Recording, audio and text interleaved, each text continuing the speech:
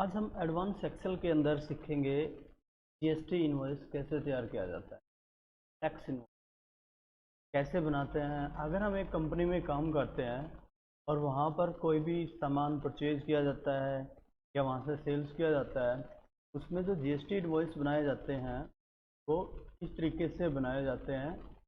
आज हम एक्सेल के अंदर वही सीखने वाले। चलिए स्टार्ट कर लेते हैं एक्सेल प्रोग्राम। मैंने इसमें एक फॉर्मेट पहले से ही क्रिएट कर रखा है ताकि ज़्यादा लंबा टाइम ना लगे। तो ये जैसे हमारी कंपनी हमने लिख दिया, अभी टैक्स इनवॉइस हम बना रहे हैं। यहाँ पे मैंने कंपनी का नेम डाल दिया एग्जांपल्स के तौर पे, जीएसएस प्राइवेट लिमिटेड। नीचे मैंने उसका एड्रेस डाल दिया कि ये कहाँ पे, near railway station Gannaur and Sonipat Haryana. उसके बाद नीचे मैंने डाल दिया बिल टू, जैसे हम सेल्स कर रहे हैं और किसको हमने सेल्स किया है, उस कस्टमर का जो नेम मैंने वहाँ पे ऐड कर दिया है अमित कुमार है, उसका एड्रेस जो है वो गन्नौर सोनीपत, और ये कैंडिडेट भी हरियाणा से है। देखो टैक्स इनवॉइस बनाते वक्त एक चीज़ का ध्यान रखना होता है कि जो इंडिया में जीएसटी एप्लीकेबल हुई थी वो 2017 में हुई थी जुलाई से, ठीक है। 1 जुलाई 2017 से जीएसटी एप्लीकेबल कर दी गई थी इंडिया में, भारत सरकार द्वारा हाथ में लागू कर दी गई थी। तो उसमें जो टैक्स ऐड किए गए हैं करंट टाइम में जो हैं फिलहाल के लिए, सबसे पहला जो टैक्स है 5% का है, फिर 12 का है, फिर 18 का है और 28 का है, और 0% जो होते हैं उसको बोलते हैं एग्जम्प्ट। तो 0, 5, 12, 18 और 28% के टैक्स लगते हैं किसी भी सेल्स या परचेज आइटम पे। अब रूल कंडीशन के हिसाब से होता है परचेज और जो सेल्स है, जो हमारी परचेज होती है या जो हमारी सेल्स होती है वो 4 तरह की होती है अगर जीएसटी के अकॉर्डिंग हम बात करते हैं। एक तो होते हैं 0%, जिसको बोलते हैं हम परचेज कर रहे हैं तो परचेज एग्जम्प्ट और सेल्स कर रहे हैं तो सेल्स एग्जम्प्ट। कुछ इन्फॉर्मेशन हमें समझनी होगी तभी जा करके हम इनवॉइस क्रिएट कर पाएंगे। और सेकंड ये होता है दूसरे वाली जो होती है हमारी परचेज, वो क्या होती है, जब भी हम किसी भी स्टेट से परचेज करते हैं, सपोज कीजिए मैं हरियाणा का हूँ और मैं किसी अनदर स्टेट से परचेज कर रहा हूँ, जैसे मैं पंजाब से या राजस्थान से सामान खरीद रहा हूँ, तो उस परचेज पर अगर टैक्स लगा हुआ है, जैसे 5% का कोई टैक्स है किसी भी आइटम पे, 12 का है, 18 का या 28% का कोई भी टैक्स लगा हुआ है, तो ऐसी परचेज आईजीएसटी कहलाती है। आईजीएसटी इसीलिए इंटर स्टेट होगी क्योंकि वो दूसरे स्टेट से खरीदा गया सामान हो गया और उस पर टैक्स लगा हुआ है, देन इसे बोलेंगे परचेज आईजीएसटी। और अगर मैं अपने स्टेट से सामान खरीद रहा हूँ, जैसे मैं हरियाणा का हूँ और मैं अपने हरियाणा के किसी भी एरिए से, किसी भी डिस्ट्रिक्ट से, कहीं से भी मैं हरियाणा के अंदर ही मैं कोई परचेज कर रहा हूँ, कोई सामान खरीद रहा हूँ और उस आइटम पर, उस सामान पर टैक्स लगा हुआ है, कोई भी टैक्स 5, 12, 18, 28 कोई भी टैक्स लगा हुआ है, तो ऐसी परचेज को बोलेंगे परचेज जीएसटी। वो परचेज होगी परचेज जीएसटी। और अगर मैं अपने स्टेट से सामान खरीदता हूं और उस सामान पे कोई भी टैक्स नहीं लगा हुआ, तो ऐसी परचेज होती है एग्जम्प्ट, तो उसको बोलेंगे परचेज एग्जम्प्टेड या एग्जम्प्ट आप बोल सकते हो। जिसके आइटम पे कोई भी टैक्स नहीं लगा है, 0% टैक्स है और वो अपने ही स्टेट से खरीदा, तो उसको हम परचेज एग्जम्प्ट बोलेंगे। और सेकेंड, अगर मैं किसी भी दूसरे स्टेट से सामान खरीदता हूँ, मैं हरियाणा का हूँ और मैं कहीं और से, जैसे राजस्थान है, पंजाब है, उत्तर प्रदेश है, कोई भी है दूसरा स्टेट, हमारे स्टेट से कोई भी अलग स्टेट है, अगर मैं वहाँ से परचेज कर रहा हूँ और उस आइटम पे भी कोई टैक्स नहीं लगा है, 0% टैक्सेबल आइटम है, तो ऐसी परचेज एग्जम्प्ट तो है पर उसको क्या बोलेंगे, purchase IGST exempted, purchase IGST exempt. तो 4 तरह की परचेज होगी। परचेज एग्जम्प्ट अपने स्टेट से करने पर जिस पे 0% टैक्स होता है, परचेज जीएसटी अपने स्टेट से करने पर जिस पे कोई भी टैक्स होता है, देन परचेज आईजीएसटी दूसरे स्टेट पे करने पर जिस पे कोई भी टैक्स लगा होता है, देन परचेज आईजीएसटी एग्जम्प्ट दूसरे स्टेट से परचेज करने पर जिस पे कोई भी टैक्स नहीं लगा होता आइटमों पे। तो ये 4 तरह की परचेज होगी। सेम इसके विपरीत सेल्स हो जाती है। अगर मैं अपने स्टेट में सेल्स करता हूँ, सामान बेचता हूँ और उस पर कोई टैक्स लगा हुआ है, तो उसको बोलेंगे सेल्स जीएसटी। और अगर उस पर टैक्स नहीं लगता है सामान पे और मैं सेल कर रहा हूँ अपने स्टेट में, तो सेल्स एग्जम्प्टेड। और मैं दूसरे स्टेट में सेल्स कर रहा हूँ और उस पर टैक्स लगा हुआ है, तो सेल्स आई जीएसटी। और अगर मैं दूसरे स्टेट्स में सेल्स कर रहा हूँ और उस पर कोई भी टैक्स नहीं है तो सेल्स आई जीएसटी एग्जेम्प्टेड। तो ये तो हो गया एक लॉजिक जो आप समझ चुके हो कि कैसे सेल्स या परचेज कितने तरह की होती है और कैसे हम उसको एडजस्ट करके समझ सकते हैं ये किस टाइप की परचेज है, किस टाइप की सेल्स है। तो sales of types and purchase of types मैंने आपको बताया। अब सेकंड में बता देता हूं, जब भी हम कोई सेल्स या परचेज करते हैं, सपोज करो अभी हम सेल्स के बारे में बात कर लेते हैं। जब भी हम कोई सेल्स करते हैं और उस सेल्स पर कोई टैक्स एप्लीकेबल होता है और मैं अपनी स्टेट में कर रहा हूं, तो अभी मैं उसी के लिए समझ लेता हूं कि भाई अपने स्टेट में मैं कर रहा हूं, ठीक है। ये जो कैंडिडेट है ये भी हरियाणा का है और हमारी कंपनी, हमारी फर्म भी हरियाणा की है। तो उस पर जो आइटम मैं सेल कर रहा हूं उस पर कोई टैक्स लगा हुआ है, और जब उस पर कोई टैक्स लगा है 5, 12, 18, 28 कोई भी आइटम है, अलग अलग हो सकते हैं, एक हो सकता है, उस पर कोई भी टैक्स लगा हुआ है तो वो टैक्स 2 भागों में डिवाइड होता है, उसको बोलते हैं ड्यूटी टैक्स। जब भी हम जीएसटी लगाते हैं, टैक्स लगाते हैं, जीएसटी क्या होता है? गुड्स एंड सर्विस टैक्स, ठीक है।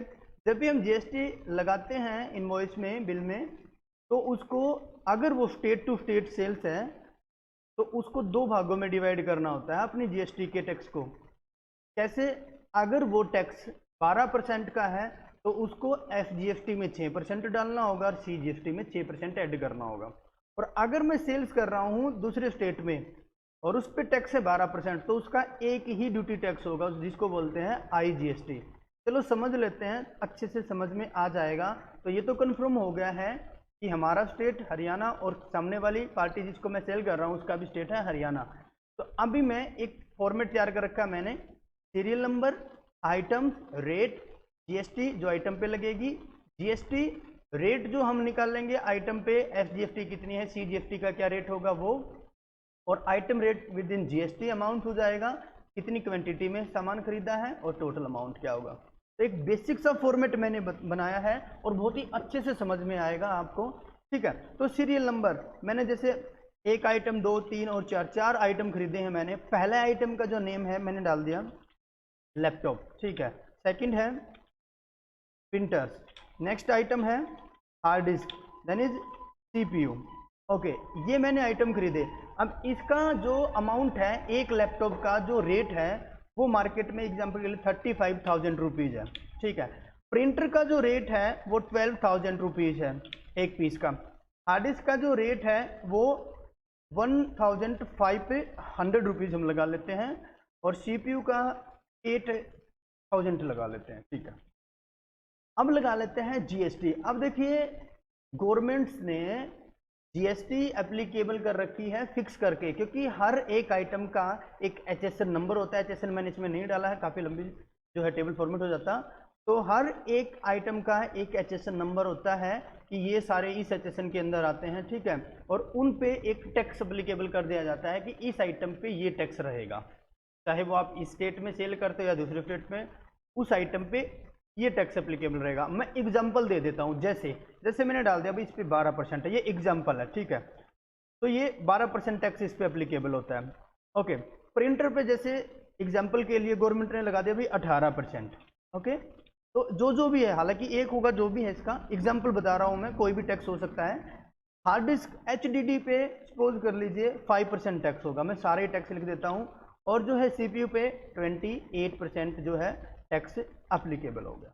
मैंने लास्ट में ना परसेंटेज दे दिए, ठीक है। तो लैपटॉप पे 12% टैक्स लगेगा, प्रिंटर पे 18 लग रहा है, हार्ड डिस्क पे 5% लग रहा है और सीपीयू पे 28% लग रहा है। अब यहाँ पे 2 भागों में डिवाइड होगा, जैसे मैंने आपको बता दिया।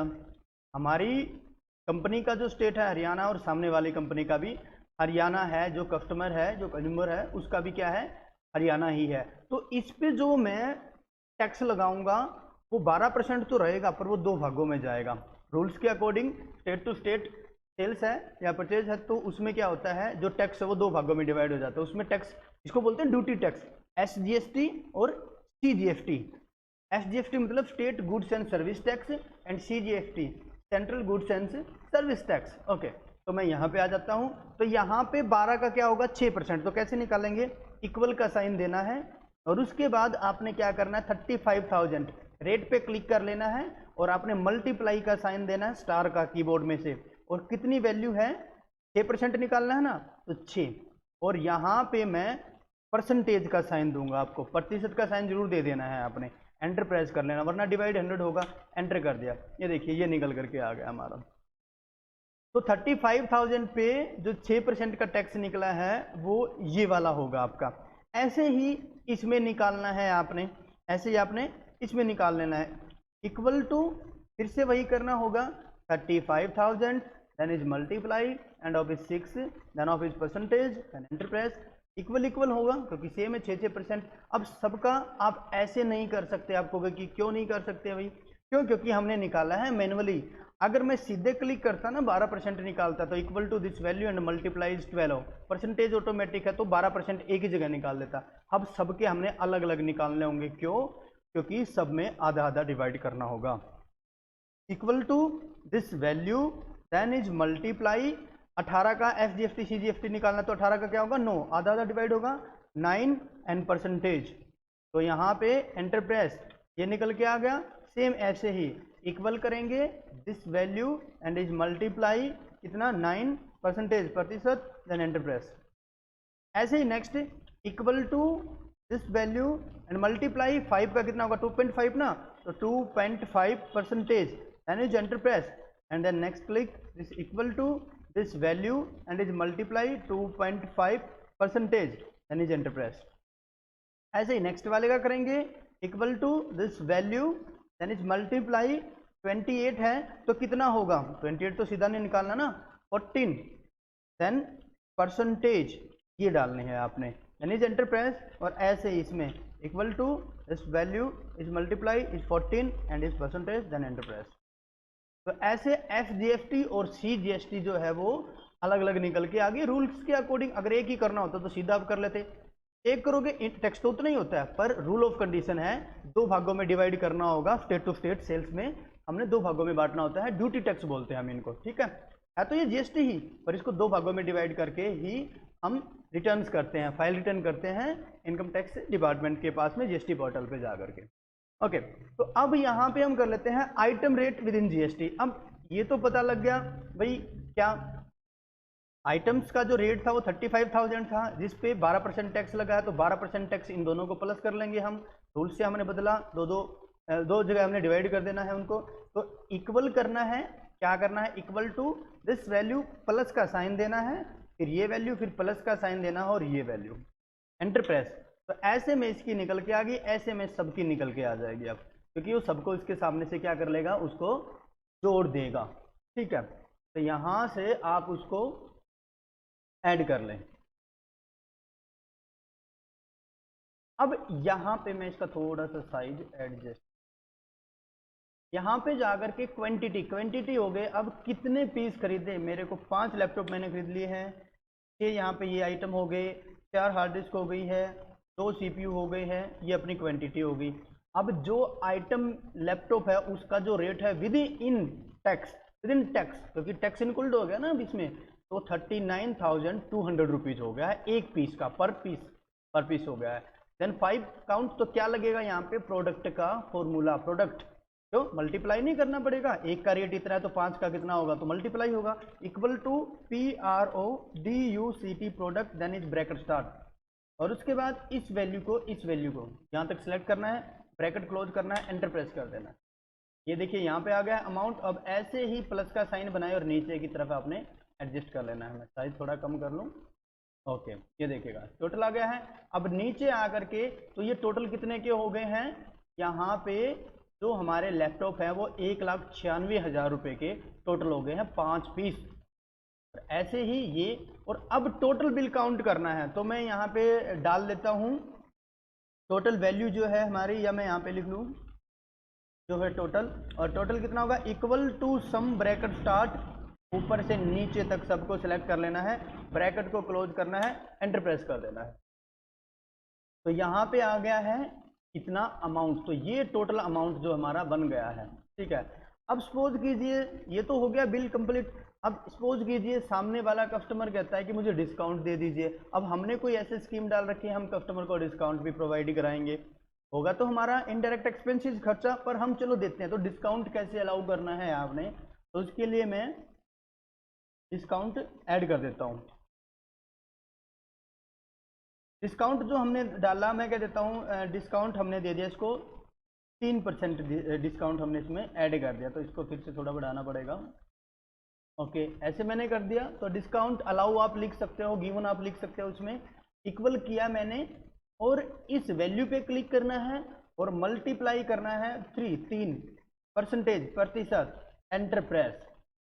3% निकल करके आ गया, डेसिमल पॉइंट तो आ गया। चलो डेसिमल पॉइंट को भी हटाएंगे। उससे पहले क्या करेंगे, हम यहाँ पे हम आ जाते हैं, और चाहो तो ना आप इसको और अलग से राउंड का फॉर्मूला ना लगाना पड़े, यहाँ क्लिक करके इसको डिक्रीज कर लो। यहाँ से क्या करना है, डिक्रीज कर लीजिए। तो डिक्रीज करते ही डेसिमल पॉइंट हट जाएगा। तो इतने परसेंट जो है इसका डिस्काउंट निकल के आ गया, 9,232 रुपये 3% टोटल बिल पे हो गया। अब पोज कीजिए, मुझे या मेरे को मैनुअल डालना होता तो डिस्काउंट लिख करके सीधे यहाँ पे टाइप कर देते। अब डिस्काउंट होती है छूट, ये इसमें से ये वैल्यू घटानी होगी, इसका मतलब। तो आप यहाँ पे नेट अमाउंट डाल सकते हो, जो भी आपका नेट अमाउंट है।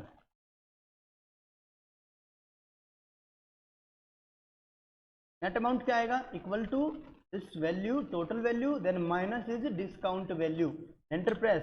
तो ये जो है हमारी, ये टोटल वैल्यू मैं यहाँ से हाईलाइट कर दूँ होम के अंदर जा करके, और यहाँ से बैकग्राउंड मैंने फिल कर दिया। ये देखिए नेट अमाउंट अपना ये वाला हो गया, ये देखिए नेट अमाउंट अपना ये वाला हो गया, 2,98,508 रुपये जो है टोटल वैल्यू हो गई है कस्टमर की। अब ऐसे में मैं इस पूरे इनवॉइस को सिलेक्ट कर लेता हूँ, और यहाँ जा करके मैं ऑल बॉर्डर पे क्लिक कर देता हूँ। ये देखिए ऑल बॉर्डर आ जाएगा, लेकिन मैं क्या करता हूँ, नीचे नीचे वाले फॉर्मेट के लिए एडजस्ट करता हूँ। इस पे मैंने यहाँ पे सिलेक्ट कर लिया, यहाँ से मैंने इसको ऑल बॉर्डर में डाल दिया। ऊपर वाला जो सारा फॉर्मेट है मैं उसको सिलेक्ट करके ऑल बॉर्डर के अंदर जा करके, और यहाँ से मैं बाउंड्री लाइनिंग डाल लेता हूँ। बस थिक बॉर्डर्स में यहाँ से बॉक्स बॉर्डर वाला डाल देता हूँ, चारों तरफ बाउंड्री एक्टिवेट हो जाएगी। ठीक है, अगर मैं इसको एडजस्ट करूँ तो इस पे भी मैं अलग से डाल लेता हूँ। इस पे डालने के लिए आप इस पे भी एडजस्ट कर दें, इस पे डालने के लिए इस पे भी एडजस्ट कर दें, ऊपर वाला मैंने नॉर्मली छोड़ दिया। चलिए, चलो इसको आप नहीं डालना चाहो तो आप इसको नन भी आप कर सकते हैं। ऐसा मैं कर लेता हूँ। फाइल में जाना है, लेकिन उससे पहले मैटर को कीजिएगा सेलेक्ट करके पेज लेआउट पे आ जाए, और प्रिंट एरिया पे आके सेट प्रिंट एरिया आपने डाल देना है। प्रिंट एरिया पे आकर के सेट प्रिंट एरिया आपने डाल देना है। लेकिन ऐसे में एक देखो, आप यहाँ पे एक लाइनिंग नजर आ रही है आपको, ये कह रहा है कि यहाँ तक पेपर सेट होगा आपका प्रिंट, तो ये मुझे सेट करना पड़ेगा, वरना 2 पेजों पे आएगा यहाँ पे। तो इसके लिए अपने पास ऑप्शन है, पहले तो लैंडस्केप पेज कर लो।